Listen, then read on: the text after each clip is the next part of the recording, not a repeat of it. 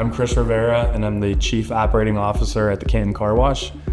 We opened in 2009, so we've been in business for 15 years now. We had heard about no pileups. To be honest, I was pretty skeptical. I wasn't very nice to the sales guy at the ICA show, which I feel badly about. So if he's out there, you were right and I was wrong.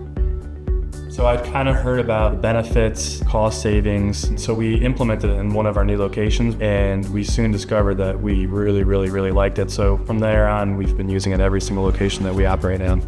Accidents don't happen on slow days. It's very unusual because there's not another car in the tunnel for a collision to happen. They almost always happen on a very busy day, and that's, as every operator knows, that's when you're making the most revenue.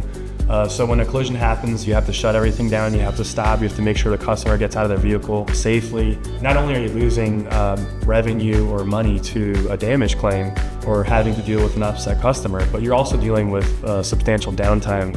So we love that No Pileups is catching those issues before and make sure that issues resolved and safe and just continue operating. So we're able to maximize revenue by getting an increased throughput. We're reducing our damage claims. I think we're providing a better customer service experience, so those customers are continuing to come back to us. Many instances, we're able to also load the vehicle without any loader, so that certainly is a huge savings as well. Since we implemented No Pileups, we've seen the damage claims and the amount of claims drop dramatically. We were probably spending anywhere from like 20 cents to 25 cents per vehicle. Now we average, probably about 3 to 5 cents per vehicle.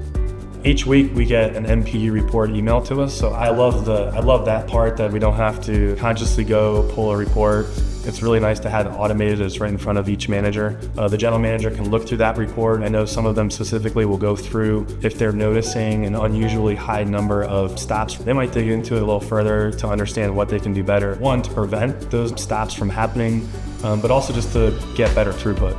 I'm actually surprised that more people don't use No Pileups. For a while, I almost wouldn't tell other operators because it was sort of like a secret weapon. So when I talk to other operators and they tell me that they aren't using it, I feel like they're somewhat taking a risk, and they also just don't know how much easier it can make their life. I know No Pileups recently reduced the monthly fee too, so I would have kept it, but certainly I'm glad to have the additional savings. So to me, it just doesn't even make sense with the lower fee that you wouldn't use it.